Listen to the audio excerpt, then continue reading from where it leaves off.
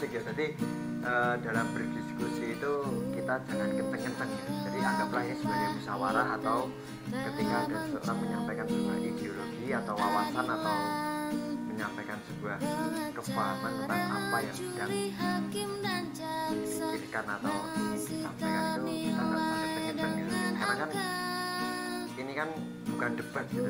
Lagi pula kalau ini nanti akan menjadi sebuah debat, ya debat yang asik karena kita tetap melihatnya teman atau kenalan atau sahabat gitu kan. Maknanya ketika Rasulullah itu memberikan pelajaran atau kefahaman yang tinggi terhadap makna dari firman-firman Allah itu kan hanya kepada sahabat-sahabatnya kan, Umar bin Khattab, Ali bin Abi Thalib, kemudian Abu Bakar dan Utsman bin Affan itu kan.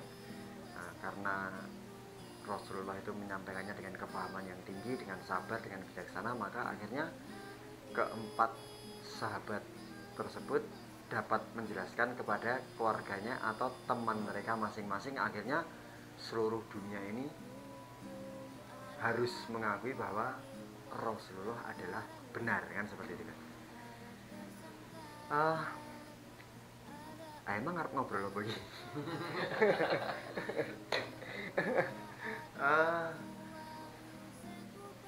Apa hakikatnya negara kita?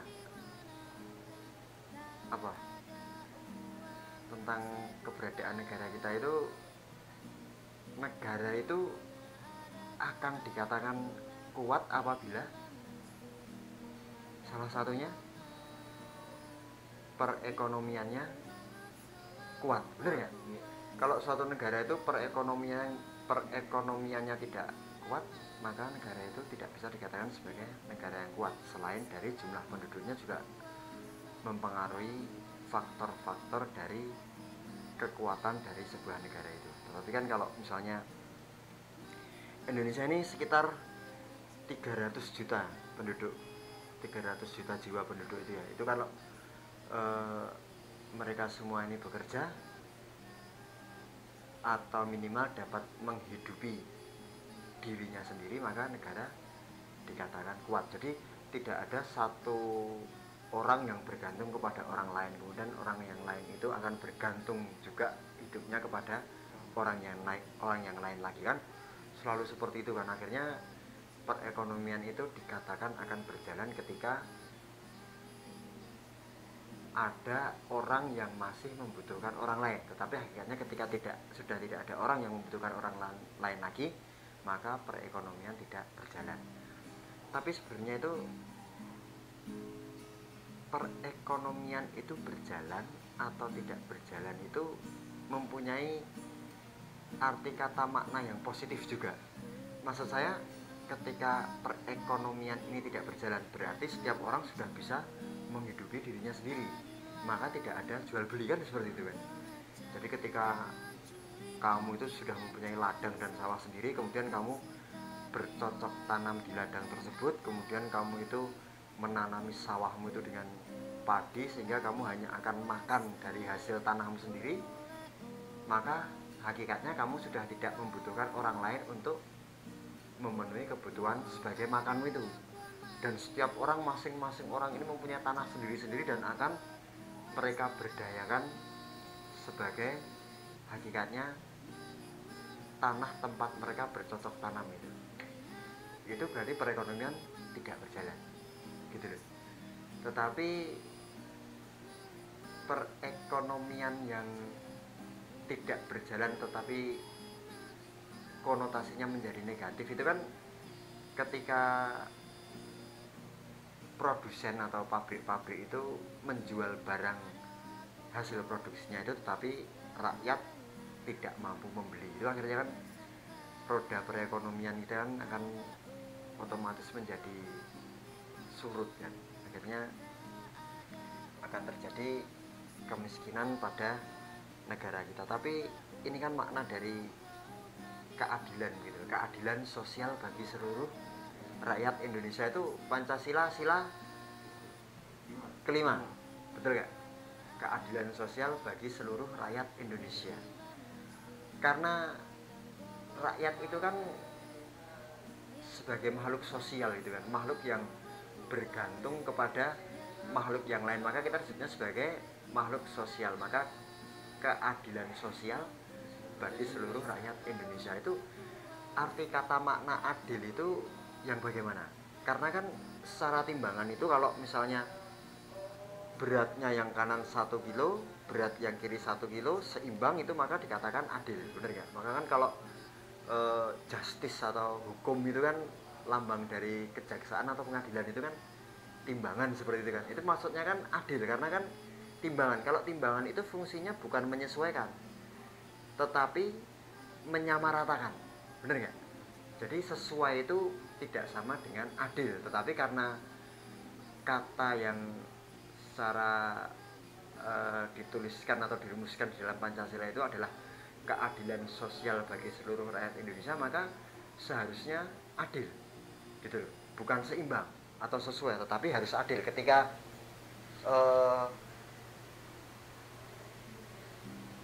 pejabat eselon 1 gajinya 6 juta, maka eselon 2 juga 6 juta, eselon 3 juga 6 juta.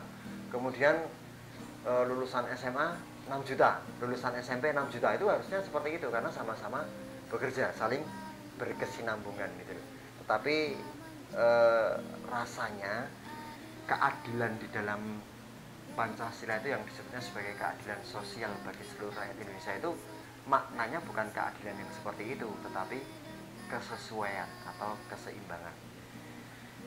Ini kan analogi, ini nggak usah sebuah pabrik yang besar aja ya, tetapi pabrik atau home industry yang kecil dulu itu kan, ketika seorang bos itu mempunyai pabrik baju itu yang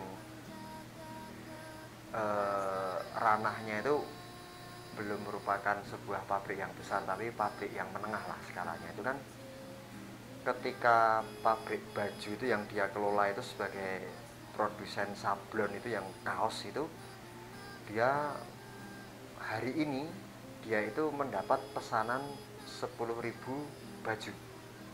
Itu dengan keuntungan per baju 5.000 misalnya. Itu berarti kalau 5.000 dikalikan 10.000 baju 50 juta. Benar nggak? Keuntungannya dari 10.000 baju tadi yang dia jual atau dia produksi itu, per baju dia mendapatkan keuntungan 5.000. Bersih, belum dipotong pegawai. Jadi sudah beli modalnya, beli bahannya, kemudian rubbernya, kemudian tintanya sebagai fast day itu, kemudian screennya, kemudian listriknya untuk pengeringan dari hair dryer itu, kemudian kemasannya dan sebagainya, itu belum pegawai. Itu dia mendapatkan keuntungan 5.000. Nah, ini di situ ada 20 pegawai. Ini ketika dia untung 50 juta, maka tanpa pegawai dia, ketika dia harus mengerjakan sendiri, maka dia mendapatkan keuntungan murni 50 juta. Karena dia membutuhkan pegawai yang hakikatnya itu ada 20 orang pegawai, maka bagaimanakah cara seorang owner atau pemilik pabrik sablon tersebut untuk membaginya? Itu kan makna dari keadilan sosial bagi seluruh rakyat Indonesia. Ini kan pasti akan terjadi ketimpangan ketika seorang bos itu naiknya mobil, tetapi pegawainya berangkat bekerja harus menggunakan kendaraan umum atau sepeda. Ini kan timpang sekali. Letak keadilan di mana gitu loh. Maka ini ketika mereka akan membagi secara 70%, 30%. Jadi 70% itu keuntungan bagi saya dan 30% itu untuk pegawai. Tetapi 30%-nya sebagai pegawai itu tadi masih harus dibagi 20. Jadi ketika 50 juta keuntungan itu akan dikalikan 70%. Itu maka dia akan mendapatkan 35 juta, benar nggak? Maka ada sisa 15 juta itu yang akan dibagi kepada 20 orang pegawai. Jadi masing-masing pegawai itu hanya akan mendapat 750.000. Ini maknanya akan adil. Ketika setiap kali order pegawai akan mendapatkan 750.000. Tetapi hakikatnya pegawai itu akan digaji bulanan, benar nggak? Buruh-buruh atau pegawai-pegawai itu gajinya ada yang harian nggak? kecuali memang dia tuh kuli bangunan itu kan harian gitu ya. Tapi kalau ini skalanya sudah merupakan home industry atau pabrik yang besar, itu bener nggak? Mereka gajinya akan mendapatkan upah bulanan, jadi flat.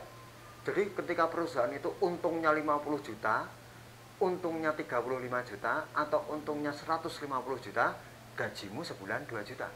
Selesai, nggak ada urusan. Bener nggak? Itu berarti tidak adil. Seharusnya ada gaji tetap yang sebagai sebulan sekali itu gaji pokok, itu sesuai UMR, oke lah UMR. Misalnya berapa? Kalau di Sleman ini UMR itu 1.800.000. Oke, tetapi kan order ini kan tidak satu kali. Bener nggak? Kayak pabrik Indomie, kemudian pabrik kopi, kemudian pabrik baju, pabrik elektronik, itu mereka mendapatkan order tidak sebulan sekali. Setiap hari mereka memproduksi, berarti hakikatnya ada permintaan setiap hari. Bener nggak? Berarti kan ini tidak adil. Seharusnya adil itu ketika 50%, 50%. Itu akan adil maknanya. Jadi ketika sepi, dalam 1 bulan itu hanya akan mendapatkan 1 kali order pemesanan, sehingga keuntungannya tadi adalah 50 juta. Benar nggak? Maka akan dibagi 25 juta sebagai pemilik, kemudian 25 juta untuk dibagi 20 per pegawai. 20 pegawai itu berarti 25 juta dibagi 20 itu 1.250.000. Bener ya? Itu adil. Tetapi hakikatnya pabrik itu atau home industry itu mendapatkan order dalam 1 bulan pasti lebih dari sekali. Bener nggak? Kayak Dagadu, kan? Kemudian rumah makan, warung steak itu dia tidak sebulan sekali ada orang datang untuk makan di situ, setiap hari kok. Paham nggak? Jadi ini kan akhirnya maknanya kan menjadi timpang loh. Ketika aku itu menjadi seorang pemilik atau aku menjadi seorang pengusaha, itu akhirnya aku makin kaya, tetapi pegawaiku hidupnya flat, sebulan 2 juta, tetapi aku mendapatkan keuntungan setiap hari itu loh. Paham nggak maksud saya? Nah ini loh. Jadi ketika kita itu menjadi seorang pemimpin atau seorang pemimpin perusahaan atau direktur sebuah perusahaan, itu kita harus adil gitu loh. Jadi maknanya roda perputaran ekonomi ini akan berjalan gitu loh. Nah ini harus kita sampaikan kepada teman-teman atau keluarga-keluarga atau sahabat-sahabat kita itu yang sekarang bekerja ikut orang gitu loh. Tapi lihat-lihat dulu, kalau dia ikut orang tetapi hanya sebuah warung atau kios jahit yang pegawainya cuma 2, begitu ya bagaimana lagi kan, sama-sama susah. Tapi ini maknanya ketika seorang direktur atau milik perusahaan ini memiliki lebih dari 1.000 karyawan, itu kan ya enggak, paham nggak maksud saya? Jadi makna pembagian itu harus adil supaya tercipta keadilan sosial bagi seluruh rakyat Indonesia gitu loh. Jadi yang pegawai juga akan menikmati kesuksesan dari bosnya, bosnya juga akan selalu dapat mempertahankan keutuhan sebuah perusahaan gitu loh. Sekarang kan enggak, bosnya bolak-balik luar negeri, Indonesia, Singapura, Indonesia, London, Indonesia, tapi pegawainya yang bekerja di pabrik atau di sebuah industri itu ya tetap gitu-gitu aja hidupnya. Bahkan untuk misalnya anaknya sekolah kepepet butuh beli apa, atau sakit suaminya atau istrinya, itu kan harus ngebon dan utang dulu kemudian dipotong gaji. Itu enggak adil. Jadi adil itu pembagiannya harus selalu seperti itu. Ini kan ideologi, saya bermusyawarah atau mengemukakan suatu wawasan itu loh. Tetapi karena manusia itu hakikatnya diciptakan dalam keadaan bersifat kikir gitu loh. Bener nggak akhirnya? Apa yang terjadi? Buruh-buruh sering demo karena hakikatnya seperti itu, memeras tenaga. Tetapi nggak masalah ketika pembagiannya itu 70%, 30%. Ketika 70% itu untuk yang punya perusahaan. Kenapa? Karena memang dia hakikatnya harus kesana sini untuk mencari order gitu loh. Jadi nggak apa-apa lah bos kita itu naiknya mobil, naik pesawat, itu karena dia mencarikan order buat kita, maka kita naik motor. Tetapi kan akan timpang ketika bosnya itu naik mobil tetapi pegawainya naik sepeda, jalan kaki, harus naik bis kota, bener nggak? Paham nggak? Harusnya nggak bisa begitu. Ketika kamu ini menjadi seorang pegawai hotel atau satpam hotel tersebut, kamu wajib menerima gaji tetap secara UMR berapa? 1.800.000. Tetapi hakikatnya hotel itu satu hari akan diisi secara rata-rata itu ada berapa orang keluar masuk. Itu kita akan berhitung bersama-sama. Gitu loh. Sebagai seorang pemimpin, sebagai seorang manajer, sebagai seorang pengelola keuangan, sebagai marketing, sebagai housekeeping, sebagai satpam, sebagai FO, itu semua harus tahu keuangan. Itu namanya adil dan bijaksana. Tetapi hakikatnya pemimpin tetap menjadi satu-satunya orang yang berhak untuk mengatur perusahaan itu. Setuju nggak? Jadi kita itu akan menerima gaji per order, gitu loh.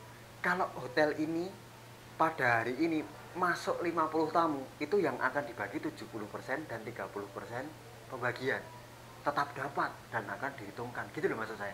Jadi kalau kamu itu memang mempunyai keahlian atau kepintaran dalam berbisnis itu, ya dibagi-bagi gitu loh. Jadi jangan merendahkan tenaga, jangan merendahkan hakikatnya hasil jerih payah buruh atau pegawai itu. Jadi kita akan menyampaikan ini kepada masyarakat atau kepada keluarga atau kepada orang tua, kepada bapak kita itu yang sebagai buruhnya Sritek. Mungkin kita akan menyampaikan kepada adik kita yang saat ini dia sebagai pegawainya warung stik itu. Kemudian kita akan menyampaikan ini kepada tetangga kita yang hakikatnya dia bekerja sebagai pegawai dari Kentucky Fried Chicken itu, ya kan? Bener gak? Kita akan menyampaikan kepada kakak perempuan kita yang sekarang ini sebagai pengelola atau karyawan dari pabrik Country Fiesta, Quicksilver atau Louis Vuitton itu, supaya mereka jangan kaya-kaya banget gitu loh. Jadi makna keadilan sosial bagi seluruh rakyat Indonesia itu paham nggak? Jadi kita itu jangan, oke lah kita sebagai rakyat tertindas yang bodoh, tapi jangan goblok-goblok banget gitu. Ini kan secara bersama-sama itu ketika kita itu mau turun ke jalan untuk memaparkan atau menyampaikan ideologi kita sebagai keadilan sosial bagi seluruh rakyat Indonesia ini, seharusnya para bos-bos itu atau para produsen atau pemilik pabrik-pabrik itu seharusnya akan menuruti hal ini gitu loh. Tetapi ingat, kita jangan melakukan tindakan anarkis begitu loh. Hakikatnya kita akan menasehati pemimpin dengan lemah lembut, dengan sopan santun, dengan kefahaman yang tinggi mengenai arti kata makna hakikat keadilan. Itu loh maksudnya. Jangan kamu terus naik motor menuin jalan-jalan gitu, terus demo-demo gitu. Itu namanya merusak pemandangan dan merusak stabilitas itu, merusak lalu lintas itu yang sebagai stabilitas. Hakikatnya orang harus bertransportasi ke sana sini, akhirnya harus terganggu oleh kegiatan kamu yang akhirnya malah akan menimbulkan permusuhan di antara pemerintah, di antara pemilik pabrik, di antara pihak kepolisian dan buruh itu sendiri serta masyarakat gitu loh. Kita akan menyampaikan ini secara bersama-sama kepada presiden kan begitu kan. Kita minta izin, assalamualaikum Pak gitu kan. Ini kan maknanya ketika kita itu datang dengan baju yang sederhana kan, berjalan kaki tertib, kemudian kita akan diterima sebagai permintaan kita untuk bermusyawarah dan diskusi. Itu insya Allah para pemimpin mau mendengar keluhan kita. Tetapi ketika kamu itu harus turun ke jalan kemudian merusak pabrik di mana kamu itu bekerja di situ, itu namanya konyol, itu namanya anarkis, itu bodoh, itu namanya radikal, tetapi dalam arti kata makna negatif. Kita harus radikal memang. Radik itu kan dari asal katanya itu kan, radik itu kan akar gitu ya, kembali ke akar secara fundamental gitu loh. Hakikatnya kita itu butuh makan, butuh menyekolahkan anak, butuh membiayai suami yang sakit, butuh membiayai kedua orang tua kita yang sekarang sudah tidak mampu lagi bekerja. Itu kita butuh banyak sekali gitu loh. Mana bisa cukup kan itu. Kita butuh membeli makanan, kita butuh membeli minuman. Jadi maksud saya itu pemimpin itu seharusnya mulai berbagi dengan cara seperti ini, adil dan bijaksana. Apa yang akan dikatakan? Tetapi gimana ketika pabrik itu hakikatnya kemudian pada waktu 1 bulan itu tidak ada order sama sekali? Ya sudah, makanya sampaikan. Kan kamu sendiri tadi yang menghitung, kamu yang menerima order, kamu yang bekerja. Setiap ada order masuk kamu juga tahu, berarti pabrik 1 bulan ini tidak ada pekerjaan. Maka buruh akan marah nggak? Enggak kan? Gitu loh, jadi adil gitu loh. Tapi ketika kamu itu selalu menggaji dengan gaji yang flat, misalnya 1 bulan 2 juta, tapi ketika suatu pabrik ini mengalami kebangkrutan atau secara ekonomi itu pada saat ini kan ada corona, maka pabrik itu sepi, maka ketika kamu tidak mampu membayar 2 juta, buruh akan marah, akhirnya menjadi bumerang juga. Makanya harus open management, itu nggak masalah. Buruh-buruh tahu pendapatan kamu itu sebagai bos itu berapa, nggak masalah, tetapi kamu perlihatkan gitu loh secara terang-terangan. Jadi secara eksplisit kepada pegawai-pegawai kamu, ini loh hari ini pabrik kami mendapatkan keuntungan sekian, maka 70% untuk kalian, 30% untuk kami sebagai perusahaan gitu loh. Itu maknanya akan menjadi sebagai perusahaan gitu loh. Itu maknanya akan menjadi sebuah kebenaran-kebenaran yang bijaksana gitu. Jadi kamu setuju nggak? Jadi jangan sampai kamu tuh jadi driver Gojek itu cuman gitu-gitu doang gitu loh maksudnya. Jadi ketika dia itu mendapatkan hasil jerih payah dari kerjanya sendiri, dia juga harus mendapatkan gaji tetapnya itu gitu loh. Kalian kan tahu hari ini tadi kalian mendapatkan 10 penumpang, maka pembagiannya 10 penumpang itu berapa, perusahaan berapa. Nah, gaji tetapmu itu berapa? Itu loh maksudnya. Gaji tetap kan tidak harus sesuai UMR, karena kan sistemnya kalau Gojek itu kan hasil jerih payah dia sendiri, tetapi aplikasi Gojek itu hakikatnya hanya menyediakan aplikasinya saja, programnya itu loh, sistemnya itu dia yang menciptakan itu gitu loh.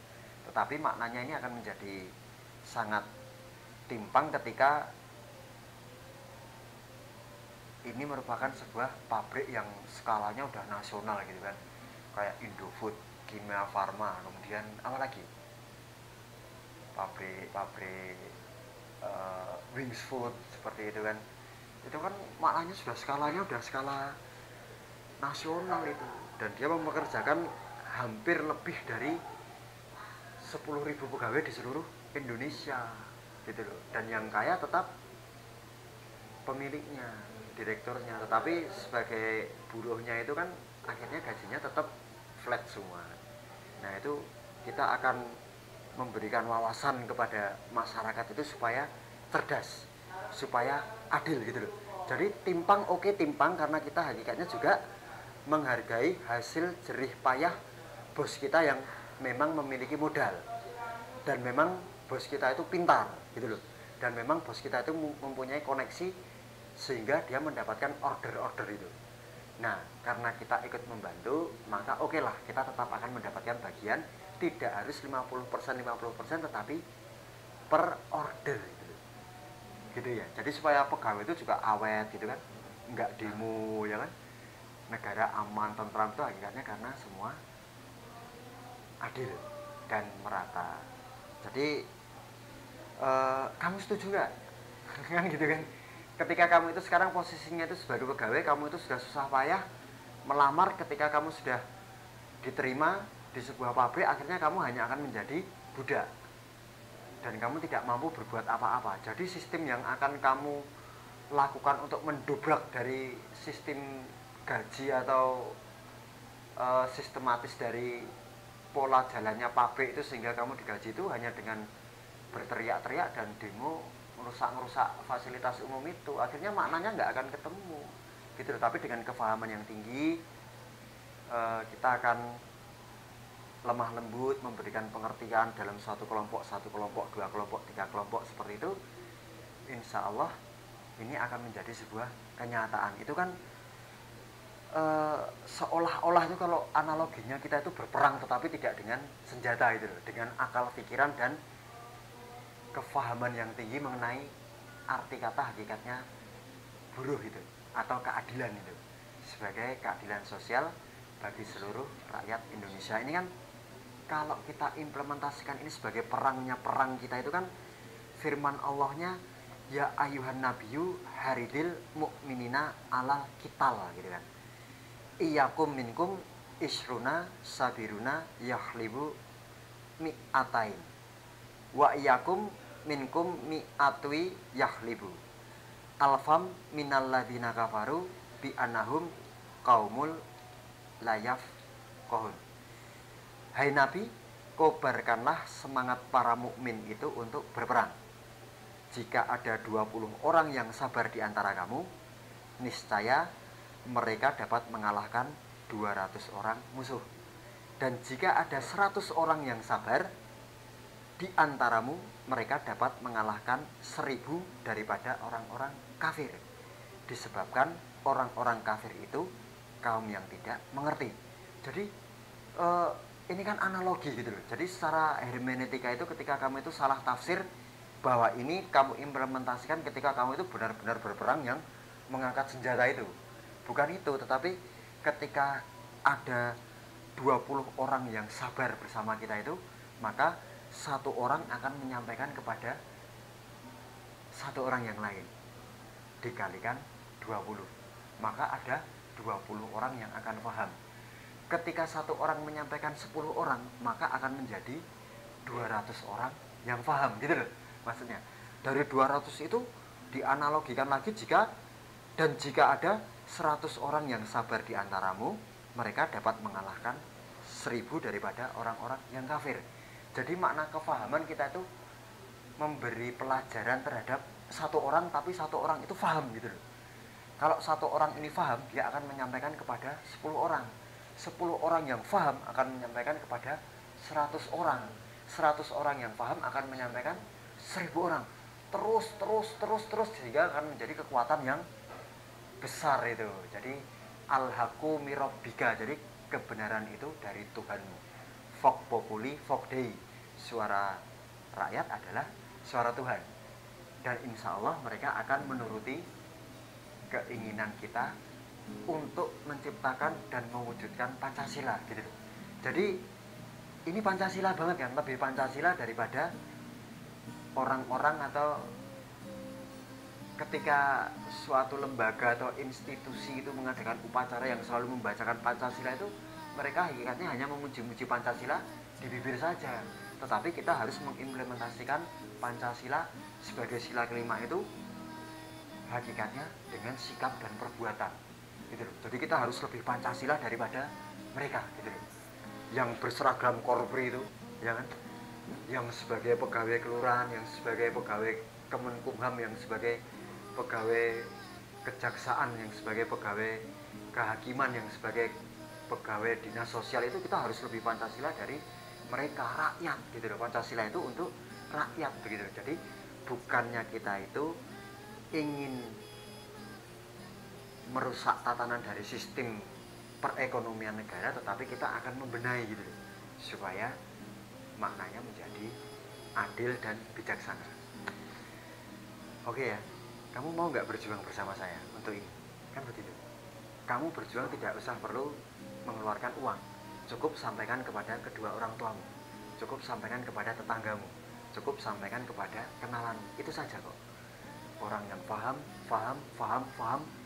nanti kita akan bertemu di suatu titik, di suatu tempat, kemudian kita akan mendelegasikan seorang wakil untuk menasehati pemimpin. Tetapi ingat, jangan mencaci maki pemimpin, jangan mengolok-olok pemimpin, jangan mengada-adakan fitnah terhadap pemimpin.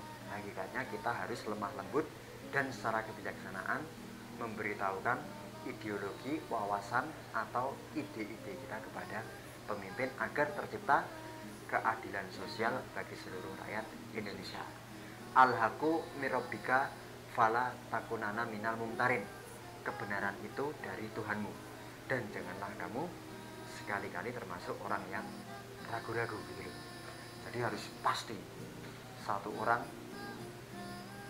akan menyampaikan kepada 10 orang, 10 orang akan menyampaikan kepada 100, 100 akan menyampaikan kepada 1000, 1000 kepada 1 juta orang, 1 juta orang akan menyampaikan 1 miliar orang. Maka akhirnya Indonesia akan menjadi negara yang kuat dan kokoh secara perekonomian. Itu loh yang saya mau, Pak. Oke, sekian dulu ya.